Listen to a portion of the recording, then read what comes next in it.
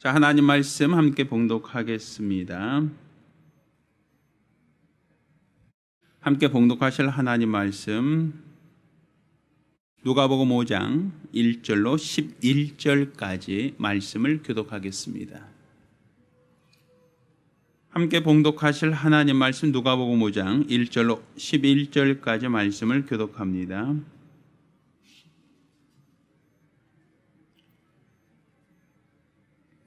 누가복음 5장 1절로 11절까지 말씀을 교독합니다. 무리가 옹이하여 하나님의 말씀을 들을새 예수는 게네사렛 호숫가에 서서 호숫가에 두 배가 있는 것을 보시니 어부들은 배에서 나와서 그물을 씻는지라. 예수께서 한 배에 오르시니 그 배는 시몬의 배라. 육지에서 조금 띄우기를 청하시고 앉으사 배에서 무리를 가르치시더니 말씀을 마치시고 시몬에게 이르시되 깊은 데로 가서 그물을 내려 고기를 잡으라. 시몬이 대답하여 가로되 선생이여 우리들이 밤이 맞도록 수고를 하였으되 얻은 것이 없지만은 말씀에 의지하여 내가 그물을 내리리이다 하고 그리한즉 고기를 애운 것이 심히 많아 그물이 찢어지는지라. 이에 다른 배에 있는 동물을 손짓하여 와서 도와달라 하니 저희가 와서 두 배 채움에 잠기게 되었더라. 시몬 베드로가 이를 보고 예수의 무릎 아래 엎드려 가로되 주여 나를 떠나소서 나는 죄인이로소이다 하니 이는 자기와 및 함께 있는 모든 사람이 고기 잡힌 것을 인하여 놀라고 세베대 아들로서 시몬의 동업자인 야고보와 요한도 놀랐습니다. 예수께서 시몬에게 일러 가라사대 무서워 말라 이제후로는 내가 사람을 취하리라 하시니 같이 읽습니다. 저희가 배들을 육지에 대고 모든 것을 버려두고 예수를 쫓으니라. 아멘. 할렐루야. 자, 오늘은 말씀을 의지하여 그물을 내려라 라는 제목으로 하나님 말씀을 함께 나누겠습니다. 예수님께서 베드로와 야고보, 요한을 부르시는 장면은 아마 여러 차례 여러분이 알고 있을, 또 이전에도 여러 번 말씀을 들었던, 또 말씀을 묵상했던 본문이다라고 여겨집니다. 깊은 데 가서 그물을 던져 고기를 잡으라는 주의 말씀. 그들이 밤새도록 그물을 던져 고기를 잡으려고 했지만 그렇지만 그들이 허탕치고 이제 오늘은 더 이상 잡을 수 없다라고 하여 그물을 싣고 있었다. 그러니까 결국은 그들이 모든 걸 철수 준비를 하고 있을 때 그때 예수님께서 그들에게 다시 배를 띄우라 하시고 또 깊은 데로 가서 그물을 던지라 하셨다. 이에 베드로가 그물을 던졌더니 고기를 많이 잡을 수 있었다. 이 본문 얘기죠. 이제 우리가 이 본문 말씀을 조금 더 우리가 주의해서 보면 이렇게 시작을 하고 있습니다. 호숫가에 두 배가 있는 것을 보시니 어부들은 배에서 나와 그물을 씻는지라. 그러니까 그물을 씻는다라는 것은 그물을 정리해야 그 다음 날 또 다시 나갈 수 있으니까 이제 그들이 하산할 준비를 하고 있다라고 볼 수 있는 것 맞습니다. 자, 그런데 예수께서 배에 오르시니 그 배를 시몬의 배라. 육지에도 조금 띄우기를 청하시고 앉으사 배에서 무리를 뭐 하셨다? 배를 조금만 띄우라라고 해서 조금 띄웠더니 거기서 예수님이 배에 타서 무엇을 하셨냐면 배에서 무리를 가르치셨다 이렇게 표현을 하고 있어요. 그러니까 예수님께서 밑도 끝도 없이 갑자기 깊은 데 가서 그물을 던져라 라고 하신 게 아니라 먼저 베드로와 야고보, 요한 그들을 배에 태우시고 그들이 그물 씻는 것을 잠깐 멈추게 하시고 배에서 배를 육지에서 조금 띄우라고 하신 다음 그 다음에 거기서 그들을 가르치셨다라고 하는 얘기를 하고 있어요.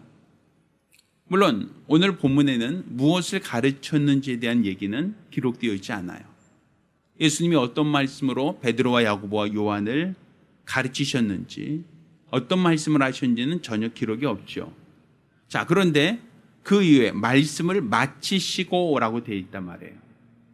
그러니까 그러니까 예수님이 설교를 하시고 난 다음에 뭐라고 했냐면 베드로에게 깊은 데로 가서 그물을 내려 고기를 잡으라 이렇게 말씀하신단 말이에요. 그러니까 무엇을 가르치셨는지는 모르겠는데, 그런데 바로 이어서 하신 말씀은 베드로에게, 시몬에게 깊은 데로 가서 그물을 던지라라는 것이었어요. 그때 베드로가, 그러니까 시몬이 무엇이라 얘기하냐면, 선생이여 우리가 밤이 맞도록 수고를 하였으되 얻은 것이 없지만은 말씀에 의지하여 내가 그물을 내리리이다 이렇게 얘기하죠. 그러면 이 얘기 속에서는 예수님이 어떤 말씀으로 말씀하시고 그들에게 깊은 데로 가서 그물을 던져라 라고 하셨는지, 그러니까 그 얘기, 그러니까 예수님이 가르치셨던 얘기가 무엇인지는 모르지만 그 말 끝에 예수님이 깊은 데로 가서 그물을 던지라고 하셨던 것이고, 또 지금까지 예수님의 가르치심을 들었던 베드로가 내가 밤이 맞도록 그물을 던졌지만 내가 아무것도 얻은 것이 없습니다만 내가 말씀을 의지하여 가서 그물을 내리리다 이렇게 얘기하는 것을 보면 예수님이 말씀하신 것이 어떤 내용인가 하면 말씀과 순종에 대한 이야기가 아니었을까라고 볼 수 있겠죠. 그러니까 성경에 하나님의 말씀을 듣고 그 말씀에 순종한 사람들의 이야기가 기록되어 있단 말이에요. 우리가 잘 알고 있는 기드온의 300용사가 있죠. 이 기드온의 300용사를 보면 적들이 쳐들어왔어요. 수많은 적들이 쳐들어왔죠. 그러니까 모두가 얼마나 무섭고 얼마나 두려웠는지 다 숨고 다 흩어지고 그들이 노략을 당하고 있을 때, 그때 하나님께서 기드온이라는 사람을 부르십니다. 그리고 기드온을 하나님이 쓰시려고 하죠. 근데 기드온이 처음부터 네 알겠습니다, 내가 나가서 적들을 물리치겠습니다 라고 하지 않죠. 그가 하나님께 딜을 합니다. 요구를 합니다. 양털이 있고 그 양털에 이슬이 있게 해달라, 아니면 이 양털을 제외한 온 지면에 이슬이 있게 해달라 하고 하나님 나를 부르시는 것에 대해서 시험을 하죠. 그리고 나서 하나님이 살아계시다라는 걸 알고 이제 그가 군대를 모집합니다. 그리고 그가 기드온이 지금까지 그 전쟁에서 뛰어다니던 용사가 아니잖아요. 전쟁에서 열심히 싸우던 군인이 아니잖아요. 한 번도 그는 창을 들거나 그 사람이 군대에서 지휘관으로서 역할을 해본 적은 한 번도 없잖아요. 그런데 하나님께서 뭐라고 하시냐면 이 중에서 싸우기 싫은 자 다 보내라고 해요. 두려워하는 자, 싸우기 싫어하는 자는 다 집으로 돌려보내라고 하니까 다 돌려보냅니다. 또 그 중에 남아있는 사람들 중에서 물 먹는 모습 보고 개처럼 핥아먹은 사람, 그러니까 이렇게 손으로 떠서 개처럼 핥아먹은 사람만 남기고 나머지를 다 돌려보내라 라고 얘기하죠. 그 당시에는 최첨단 무기가 없어요. 칼과 창으로, 활로 싸우던 시대예요. 군사력이라고 하는 것은 머릿수하고 비례하는 겁니다. 근데 그들도 다 돌아가게 하니까 인원이 몇 명 됩니까? 300명밖에 안 남잖아요. 그러면 적들은 수만 명인데, 그런데 싸우겠다고 하는 군인은 300명밖에 남지 않았어요. 싸우라는 겁니까? 말라는 겁니까? 그렇다고 기드온이 좀 천재적인 지략가가 아니고 전쟁에서 잔뼈가 굵은 사람도 아닌데 뭐 하라는 거예요? 사실 어떻게 본다면 자포자기할 수밖에 없잖아요. 그런데도 불구하고 하나님은 그 기드온을 통해서, 그 300명을 통해서 수만 명의 적들을 다 물리친 이야기, 그 적들을 다 몰아낸 이야기를 성경 기록하고 있단 말이에요. 그러니까 결국 기드온이 용맹에서도 아니고 기드온이 경험 때문도 아니고 기드온이 어떠한 지혜가 있기 때문이 아니라 그가 하나님의 말씀을 듣고 순종했더니, 그랬더니 하나님께서 전쟁을 이기게 하셨다라고 성경 기록하고 있죠.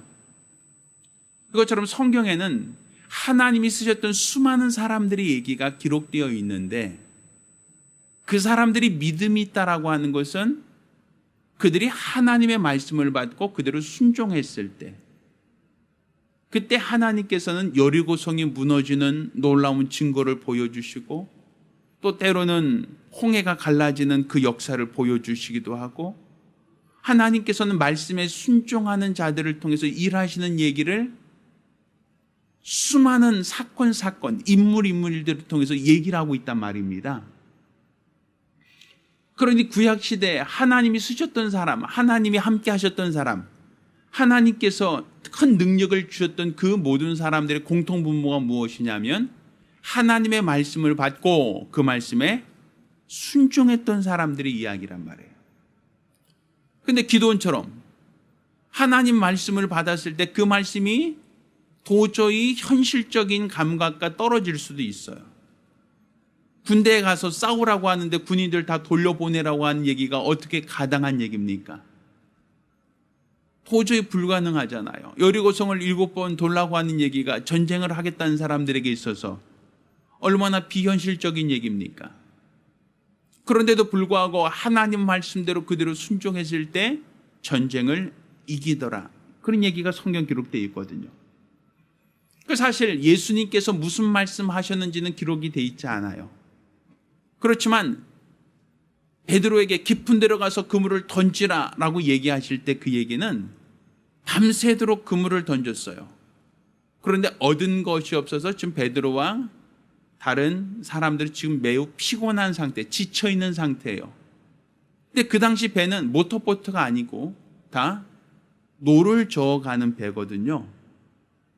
그럼 노를 저어간다라고 할 때 지금 얕은 데 가 있잖아요. 지금 조금 띄우기라고 했으니까. 그럼 조금 띄운 그 상태에서 그물을 던지라고 해보면 그것도 사실 쉽지 않을 거란 말이에요. 근데 거기에서 또다시 깊은 데로 노를 저어서 가야 되는 거예요. 거기서 또다시 이 멀리까지 배를 저어서 가서 거기서 그물을 던지라고 한다면 깊은 데로 가서 그물을 던져라. 그건 사실 그들에게 있어서는 쉽게 선택하기 어려운 얘기란 말이에요. 그들에게 있어서는 밤새도록 그물을 던졌으니 피곤하고 지쳐있고 이제 졸립고 이제는 힘든 것만이 아니라 깊은 데는 기본적으로 물고기가 없습니다라고 그들은 얘기를 하는 거거든요. 그러니 그들에게 있어서는 이거는 깊은 데 물고기가 많은 지역이라면 이해할 수 있지만 예수님은 원래 목수 출신이지 어부 출신이 아니잖아요. 예수님 전문 분야가 아니잖아요. 그러니 어떻게 본다면 예수님이 하신 말씀이 베드로나 야고보나 요한이 들었을 때는 사실은 우리를 고생시키려고 하나? 지금 우리를 뭐에 이런 걸 시키나라고 할 만큼 동의가 되지 않는단 말이에요. 그 얘기가 나에게 동의가 되고 동감이 되지 않아요. 하라고 하는데 하기 싫다는 얘기죠.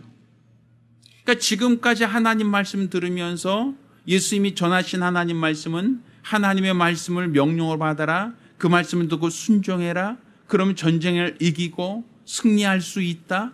계속 성경은 하나님의 말씀을 들었을 때 그 말씀을 명령으로 받고 그 말씀을 그대로 순종한 자에게 하나님의 능력이 나타났다.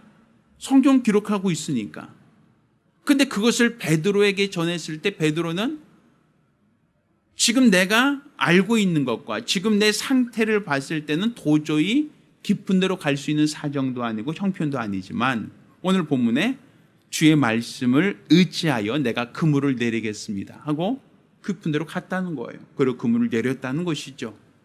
자, 그랬더니 어떻게 됐다고요? 6절. 고개를 애운 것이 심이 많아 그물이 찢어질 만큼 많은 물고기를 잡았다라고 얘기를 하고 있어요. 자, 이에 다른 배에 있는 동물을 손짓하여 와서 도와달라 하니 저희가 와서 2배 채움에 잠기게 되었다. 그러니까 2배를 채울 만큼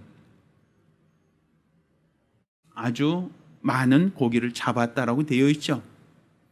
자, 그러자 시몬 베드로가 이를 보고 예수의 무릎 아래 엎드려 뭐라고 얘기합니까? 주여 나를 떠나소서 나는 무엇이다? 죄인이로소이다. 지금까지 잘했잖아요. 저는 이 상황이라면 나 같으면 뭐라고 얘기할까 이 생각을 해봤어요. 고맙습니다가 가장 우선 아니었을까요? 그물을 던져서 많이 잡았어요. 그러면 우리 가장 첫 마디가 뭘까요? 고맙습니다. 덕분에 오늘 풍요롭네요. 많이 잡았습니다. 내가 식사 한번 사겠습니다. 이런 얘기 아닐까요? 우리가 보편적으로 생각한다면 고맙습니다. 감사합니다. 내가 식사라도 대접하겠습니다. 이런 어떠한 감사의 이야기, 감사의 표현이 우선적이죠. 그렇지 않나요? 제가 잘못 생각했는 건 아닌 것 같은데. 그런데 오늘 본문에 베드로는 예수의 무릎 앞에 엎드려서 뭐라고 얘기합니까? 나는 죄인입니다라고 얘기한단 말이에요. 그럼 베드로가 아까 그랬잖아요. 내가 말씀을 의지하여 그물을 내리리이다 라고 하고 실제로 깊은 데로 가서 그물을 내렸는데 왜 베드로는 왜 자기를 죄인이라고 얘기할까요? 우리가 이상하잖아요. 상식적으로 우리가 얘기할 수 있는 게 아니잖아요. 그냥 그가 한 말을 듣고 순종해서 많이 잡았으면 덕분입니다. 감사합니다. 내가 식사라도 맛있는 거 한 끼 사겠습니다. 이런 얘기 아니면 우리 앞으로 동업합시다. 이런 얘기가 더 효과적이고 어울릴 터인데 오히려 베드로는 나는 죄인입니다. 나를 떠나소서 이렇게 얘기한단 말이에요.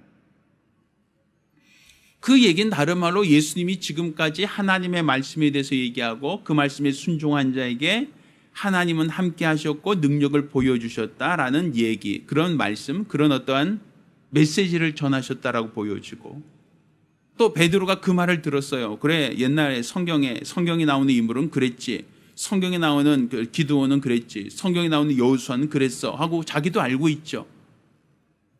그렇지만 내게 지금 깊은 데로 가서 그물을 던지라고 할 때 그것이 이 사람이 뭘 안다고, 이 사람이 고기 잡는 것을 알기나 내가 지금 어떤 상태인지 알기나 하는 거야?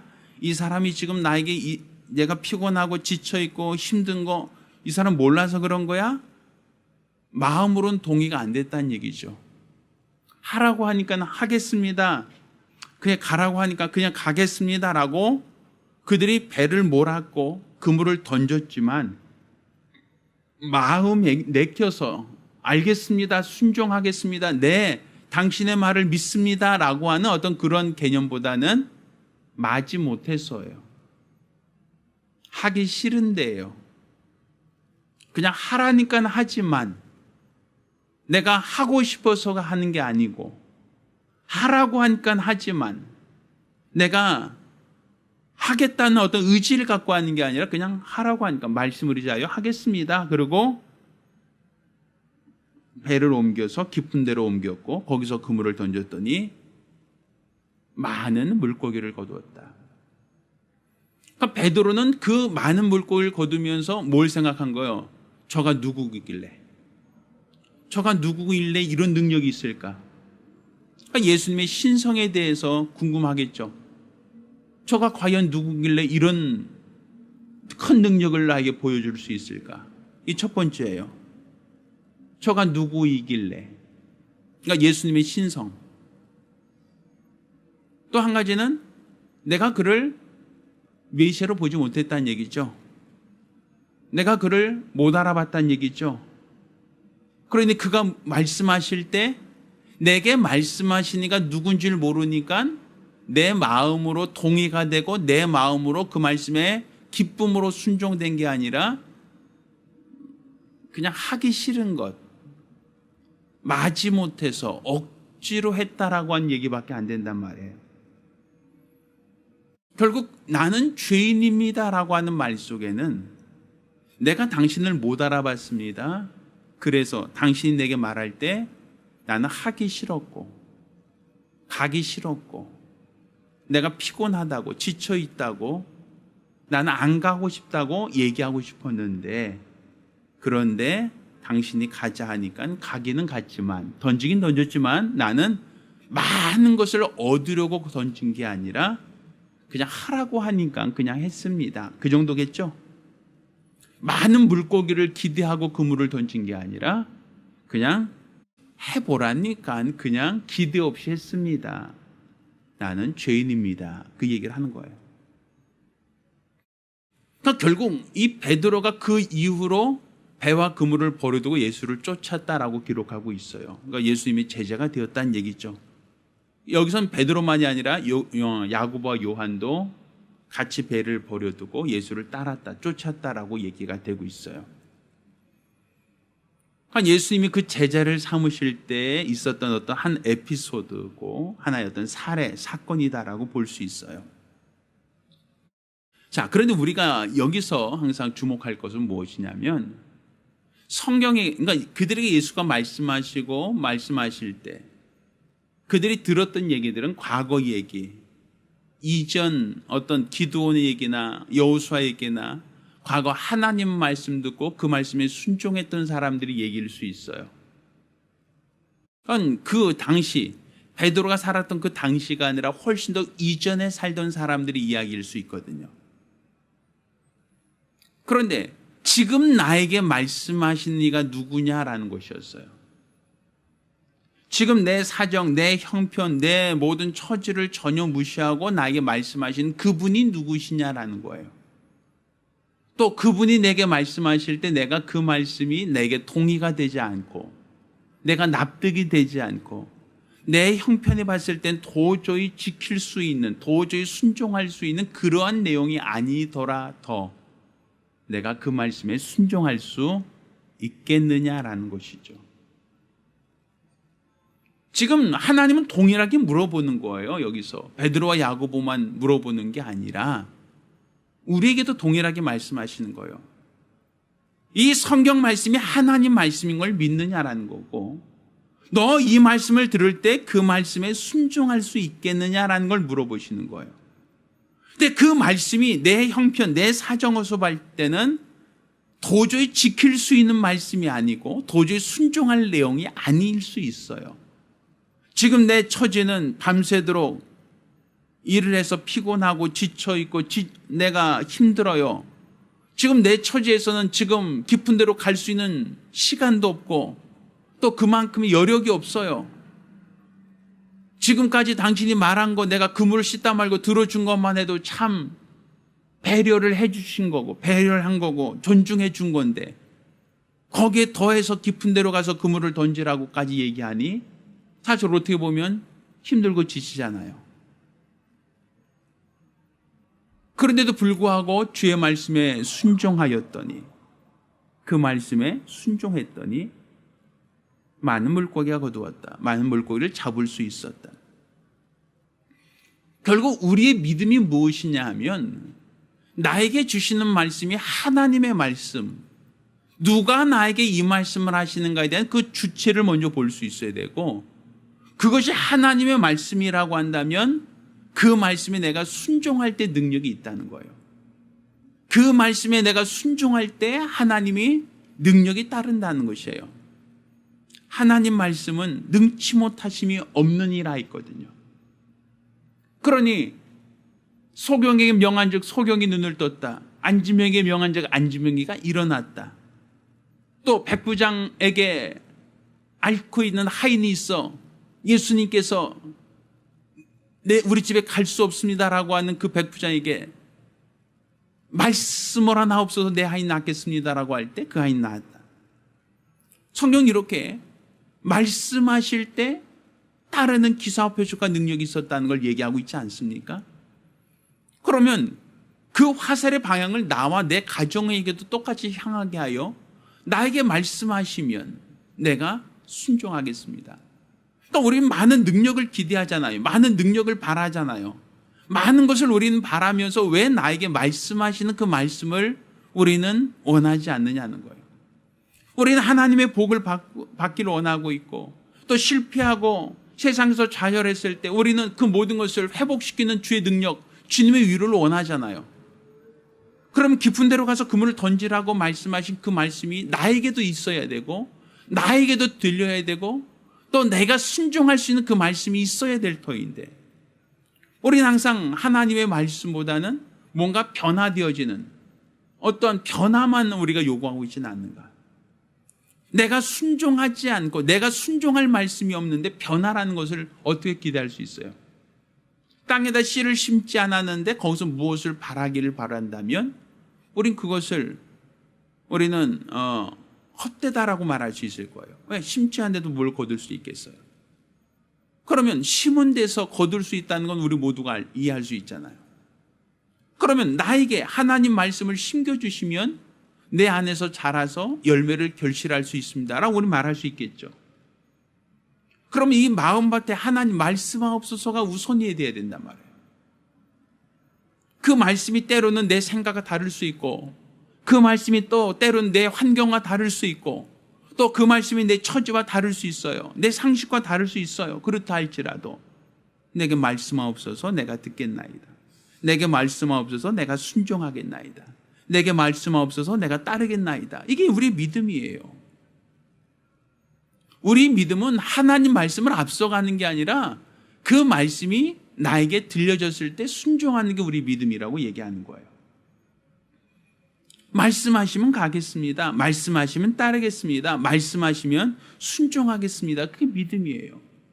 그것이 내 처지에서는 마음의 동의가 안 될 수도 있고 내 환경에서는 도저히 지킬 수 없는 말씀일 수도 있어요. 그렇다 할지라도 내게 주시는 하나님 말씀에 순종할 때, 내게 주시는 하나님 말씀에 복종할 때, 내게 주시는 하나님 말씀에 우리 경청할 때 말씀에는 많은 능력이 따를 수 있다라고 성경은 말하고 있는 겁니다.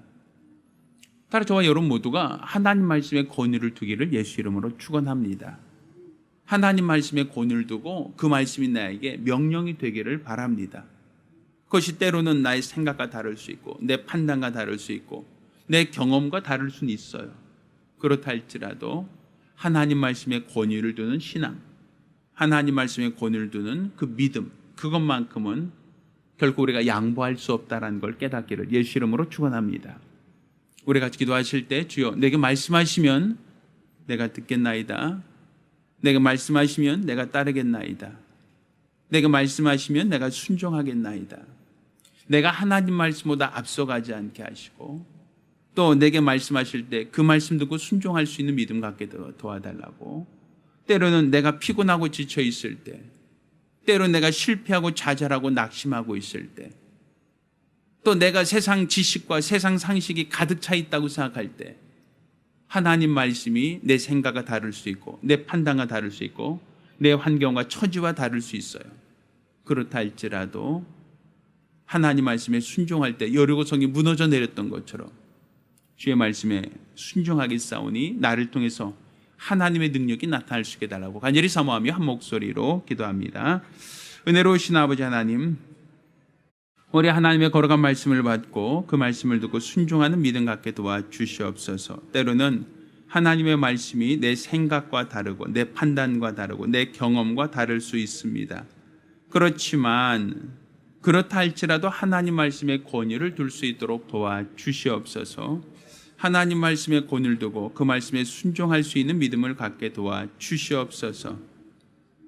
나에게 주시는 하나님의 말씀을 듣고 깨닫고 변화되어지기를 원합니다. 나에게 명하시는 하나님 말씀을 받고 그 말씀에 순종하는 믿음 갖게 도와주시기를 원합니다.